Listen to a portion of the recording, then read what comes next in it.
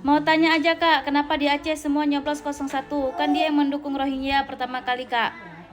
Sejujurnya ya, kalau saya lihat di lapangan ataupun di lingkungan ya, banyak masyarakat kita masih belum sadar tentang keberadaan Rohingya. Karena nggak semua masyarakat kita main sosial media. Kalian tahu sendiri kalau berita tentang Rohingya itu sangat jarang di-up di televisi. Bahkan berita tentang Rohingya di sosial media pun sudah mulai lenyap sedikit demi sedikit.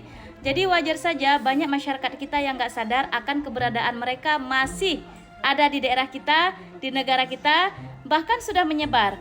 Jadi banyak yang mengira kalau mereka tuh udah nggak ada lagi di Indonesia, udah selesai, udah dipulangin, mungkin kayak gitu. Karena banyak saya temukan komen gini, waktu saya up berita tentang Rohingya ya, banyak komen gini, loh kok masih ada? Bukannya udah nggak lagi, bukannya diginiin, bukannya dikirim, nah gitu-gitu. Jadi masih banyak masyarakat kita yang nggak sadar. Jadi wajar aja ya, nggak semua orang itu main sosial media, nggak semua orang juga yang main sosial media berita tentang Rohingya itu muncul di FYP mereka atau di apalah histori-histori sosmed mereka gitulah. Nah, hanya beberapa orang yang concern di bidang itu yang terus mendapatkan beritanya. Oleh karena itu, saya juga menghimbau kepada semua masyarakat ya, ya elah gayanya menghimbau. Maksudnya kayak mengingatkan aja gitu ya. Ada juga banyak akun-akun yang kayak jadi apa tuh istilahnya ya, bikin kita panas gitu. Dia taruhlah hashtag kita nih sebagai masyarakat bijak juga lah sedikit untuk mencerna kata-kata yang tertulis di sosial media yang menayangkan video tentang Rohingya yang ada caption-captionnya. Apalagi khususan untuk para pendukung Rohingya ya, itu sangat berbahaya.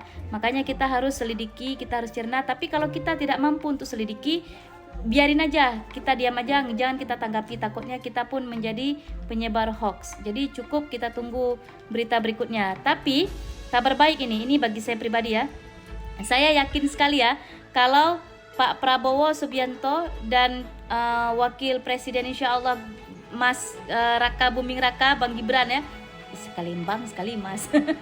Kalau mereka nanti emang sudah benar resmi dilantik jadi presiden, saya yakin sekali karena Pak Prabowo adalah orang satu-satunya di antara ketiga calon itu yang menolak Rohingya. Maka oleh karena itu mari sama-sama kita dukung Pak Prabowo. Semoga isu Rohingya ini akan menjadi topik di awal-awal masa jabatan mereka menjadi presiden dan wakil presiden yang akan segera diselesaikan. Ayo kita sama-sama tag ke akunnya Gerindra dan ke akunnya Mas Gibran ya. Karena kalau Pak Prabowo kayaknya belum punya TikTok deh. Jadi nggak apa-apa, saya yakin sekali dari Partai Gerindra itu nanti akan disampaikan kepada beliau.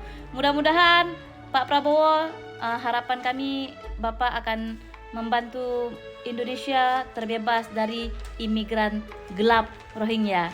Salam Anak Nanggro.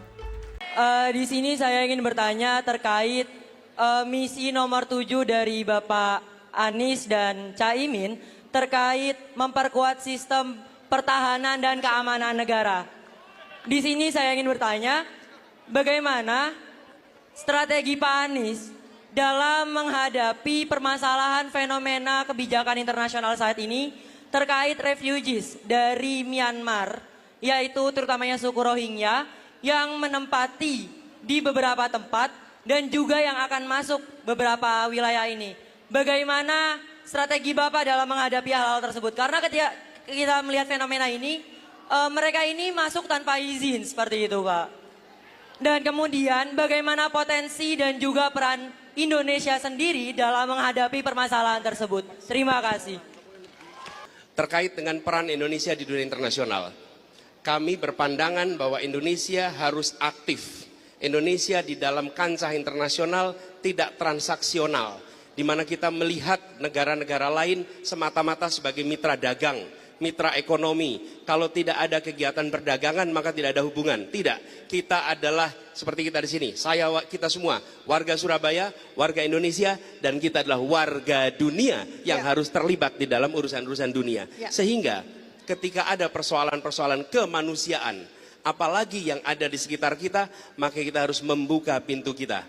menyayomi mereka, memberikan perlindungan yang kita bisa lakukan. Sehingga kita menunjukkan kepada dunia bahwa kami bagian dari dunia, dan bila ada problem-problem yang apalagi menyangkut kemanusiaan, Indonesia tidak tinggal diam. Sambut mereka, beri perlindungan kepada mereka, berikan kesempatan untuk nanti pada waktunya mereka bisa kembali, tapi Indonesia harus menjadi safe haven bagi tetangga-tetangga kita yang menghadapi masalah. Terima kasih.